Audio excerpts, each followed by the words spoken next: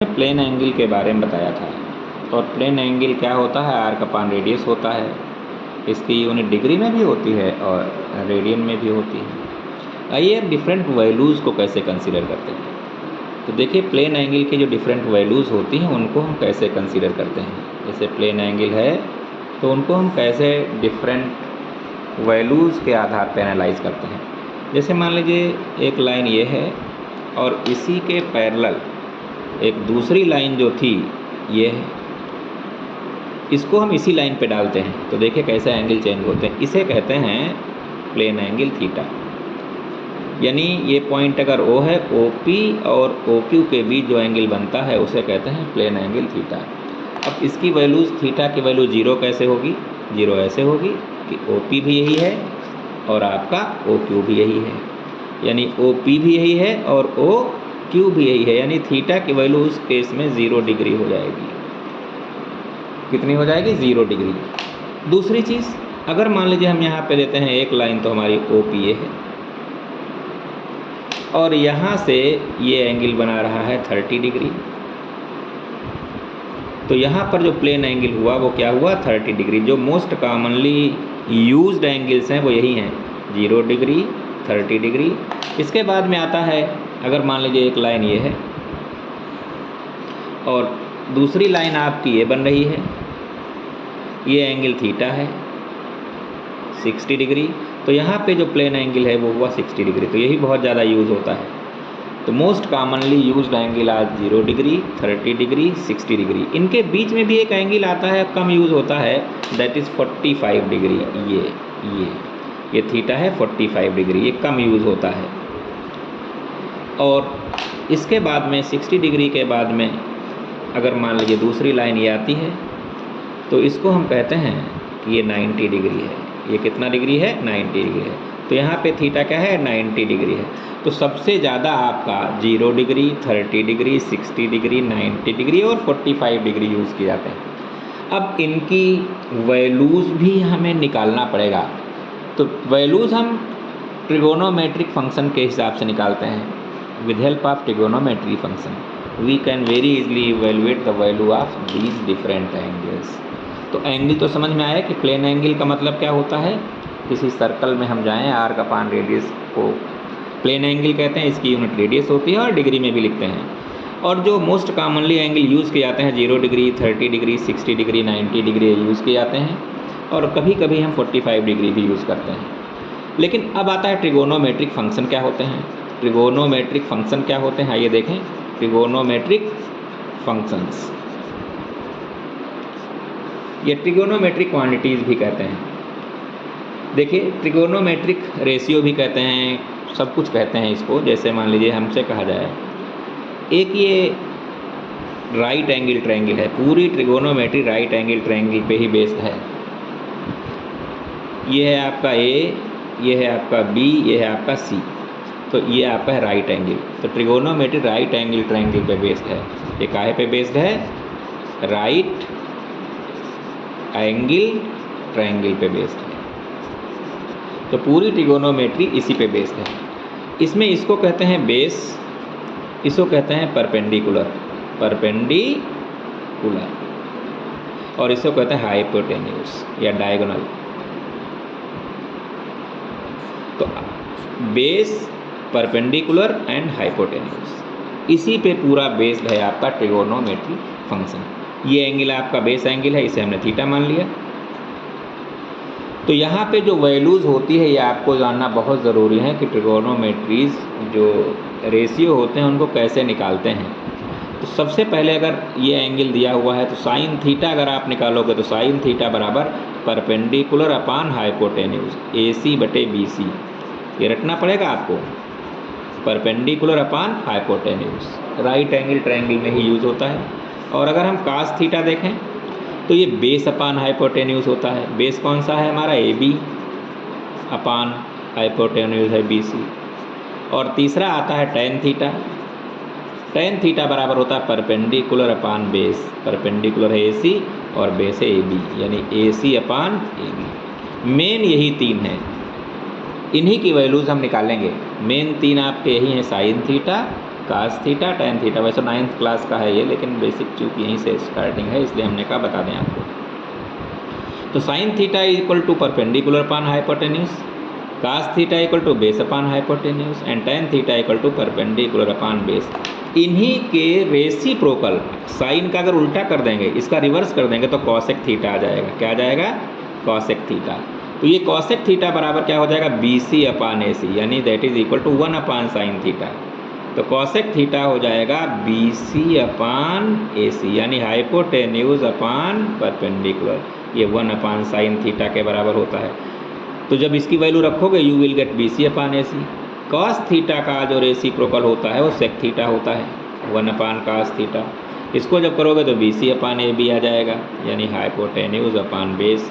और इसका उल्टा होता है कॉट थीटा, ये 1 अपान tan थीटा। इसको जब रखोगे तो आपका आ जाएगा बेस अपान परपेंडिकुलर। तो ये 3 वैल्यूज़ होती हैं एंगल की, sine theta, cos theta, tan theta. बाकी की 3 तो वैसे निकाली जा सकती हैं। Cosec theta just equal to reciprocal of sine theta, sec theta just equal to reciprocal of cos theta, cot theta reciprocal of tan theta. बहुत आसानी से हम ये निकाल सकते हैं। अब इन्हीं की वैल्यूज़ निकालेंगे। 0 डिग्री क्या है, 30 डिग्री क्या है वैल्यू, 45 डिग्री का है। आप देखिए हम वैल्यूज़ कैसे निकालते हैं, साइन कॉस tan काट का कैसे वैल्यूज़ निकालते हैं, ध्यान दीजिए। अब जैसे मान लीजिए हमें निकालना है 0 डिग्री क्या वैल्यू होती है, 30 डिग्री की क्या वैल्यू होती है, साइन की भी हो सकती है, कॉस की भी हो सकती है, tan की भी हो सकती है, कॉट की भी हो सकती है। 45 डिग्री की क्या वैल्यू होती है, 60 डिग्री की क्या होती है, 90। ये वैल्यूज़ निकालें डिफरेंट ट्रिग्नोमेट्रिक एंगल्स की। तो इसको एक तरीका होता है निकालने का। अगर वो तरीका आपकी समझ में आ जाता है तो बहुत आसान है, बार बार बताना नहीं पड़ेगा। हमने यही एंगल लिख लिया, 0 डिग्री, 30 डिग्री, 45 डिग्री, 60 डिग्री और 90 डिग्री, ये हमने वैल्यूज़ लिख ली। और यहाँ पर हमने 0, 1, 2, 3, 4 लिख लिया और इसको हमने 4 से डिवाइड भी कर दिया। अगर 0 को 4 से डिवाइड करोगे, 1 को 4 से डिवाइड करोगे, 2 को 4 से डिवाइड करोगे, 3 को 4 से डिवाइड करोगे और 4 को 4 से डिवाइड करोगे। फिर इसी के बाद हम इसका स्क्वायर रूट ले लेते हैं।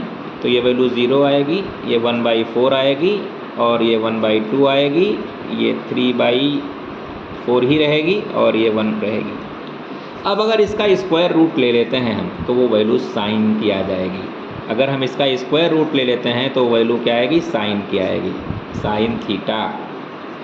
साइन 0 स्क्वायर रूट लीजिए, इसका स्क्वायर रूट लीजिए, इसका स्क्वायर रूट लीजिए, इसका स्क्वायर रूट लीजिए और इसका स्क्वायर रूट लीजिए। तो क्या वैल्यू आएगी, 0, 1/2, 1/√2, √3/2 और 1।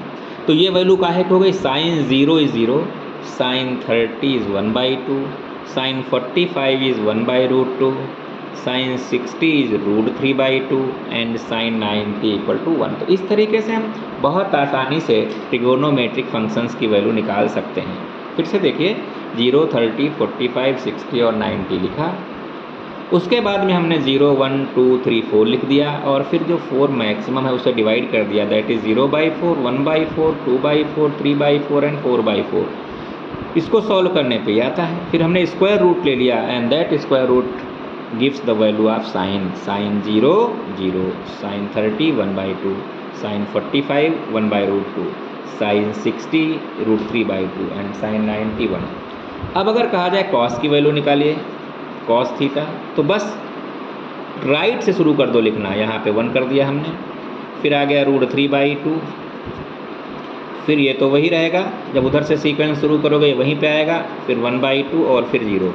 ये वैल्यूज़ कास की हो गई, कास 0, 1, कास 30 √3/2, कास 45 1/√2, कास 60 1/2 एंड कास 90 0। तो साइन और कास की वैल्यू बहुत आसानी से आपने देखा पता चल गया। अब tan की अगर हम बात करें तो tan थीटा में sine theta upon cos theta करना पड़ेगा, क्योंकि tan थीटा बराबर किसके होता है, sine theta upon cos theta. या आपको सब साइन थीटा को कॉस थीटा से डिवाइड कर दें तो जो वैल्यूज़ आती हैं, साइन थीटा की जो वैल्यू है कॉस थीटा से जब डिवाइड कर दोगे तो जो वैल्यू आएगी वही tan थीटा की होगी। जैसे tan 0 लेना है तो sin 0 की है 0 और cos 0 की है 1, तो ये आ गया 0/1।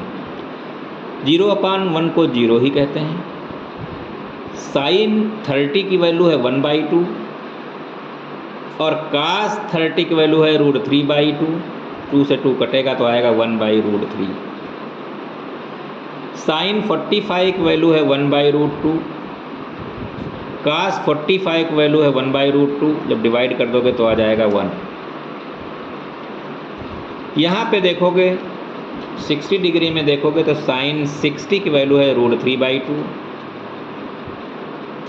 cos 60 की वैल्यू है 1/2, 2 से 2 कटेगा √3 और उसकी वैल्यू 1 है। 0 से डिवाइड करोगे तो वैल्यू आएगी इनफाइनाइट। ये इनफाइनाइट का मतलब है बहुत ज़्यादा वैल्यू, अनलिमिटेड वैल्यू। तो यहाँ से वैल्यू आ गई tan 0 tan 30 की वैल्यू आ गई 1/√3, tan 45 की वैल्यू 1 आ गई, tan 60 √3 एंड tan 90 इनफाइनाइट। अब अगर बाकी की वैल्यू आपको देखना चाहते हैं तो कुछ नहीं करना है, मेन वैल्यूज़ यही हैं। बाकी की वैल्यू के लिए आपको बस रिवर्स करना है। कैसे रिवर्स करना है? बहुत आसानी से।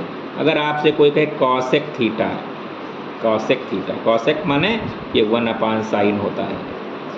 कॉसेक क्या होता है? 1/sin। जो भी साइन की वैल्यू हैं उसको रिवर्स कर दीजिए। जैसे ये है 0 तो 1/0 आएगा, 1/0 को हम इनफाइनाइट कह देंगे।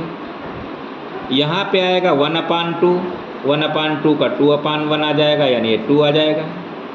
ये आ जाएगा 1/√2, 1/√2 को करोगे 2√1 यानी √2 हो जाएगा।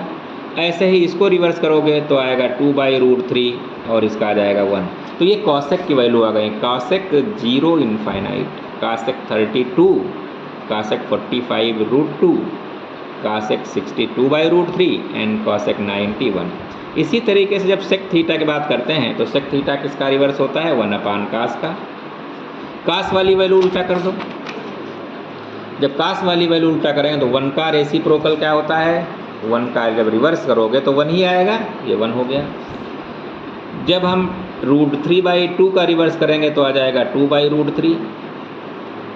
1/√2 का रिवर्स करेंगे √2 आ जाएगा।